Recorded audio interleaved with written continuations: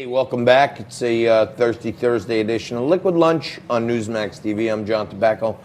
And, I talk about it every day. We're on Newsmax TV. We're in the Question and Tequila studios. But Newsmax is so much more and so much bigger. It's the fastest growing cable news network in America, okay? Now seen in over 70 million homes. And aside from that, there are millions and millions of people, I think like 40 million people a month, go to the Newsmax website to get their news. There are all kinds of other newsletters, travel, finance, health, all this other stuff.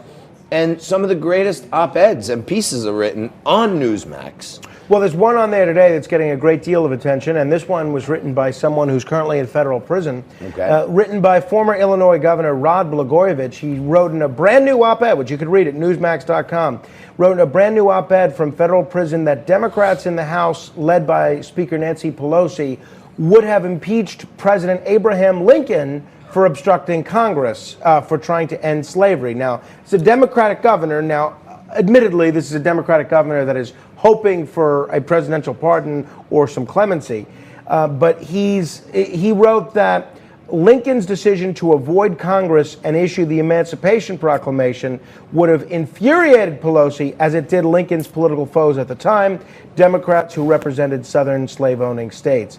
He said, quote, Lincoln didn't ask Congress for permission when he declared an end to nearly 250 years of slavery and offered freedom to millions of slaves in the American South. He neither consulted Congress nor sought its consent before he acted, according to the former governor writing for Newsmax. Now, I agree with the sentiment here, but Blagojevich has it a little bit incorrect. The Emancipation Proclamation really didn't free the slaves. The 13th Amendment did.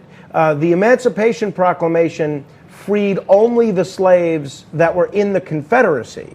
So Lincoln used the Emancipation Proclamation to free slaves in states that were not under U.S. control. So probably nobody was actually freed by the Emancipation Proclamation, but we appreciate He started the ball rolling, Frankie. He took executive power.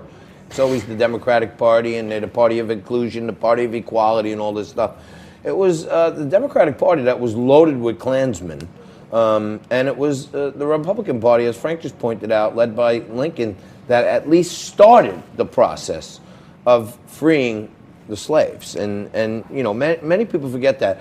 And I saw on CBS News, which is a really unlikely source for this stuff, but there was a whole conversation the other day where CBS was pointing out in a roundtable discussion, one of their news programs, about how Donald Trump has made tremendous progress with the African American community, and there's a growing concern on the Democrat side that many people in the minority communities are really turning towards Trump. Well, it's going to be interesting. The first step, the African American unemployment is at all-time historical lows.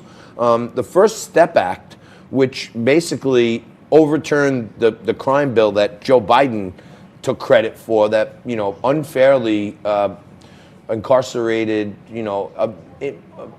a crazy amount of minorities for nonviolent crimes. Donald Trump turned that around.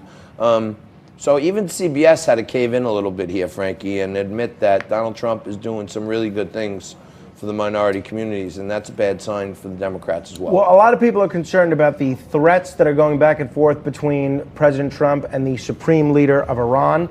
You might have seen what happened in Iraq with these Iranian-backed militias attacking an American embassy there. So we're going to break it down with a guy that has served in the region, that knows the region very well. In just a minute, we're going to talk with Colonel Daniel Davis of Defense Priorities, who will tell us the way forward in dealing with Iraq and Iran.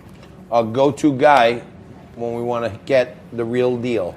We're coming back right after this for a wicked hour 2 with Lieutenant Colonel Daniel Davis. And he's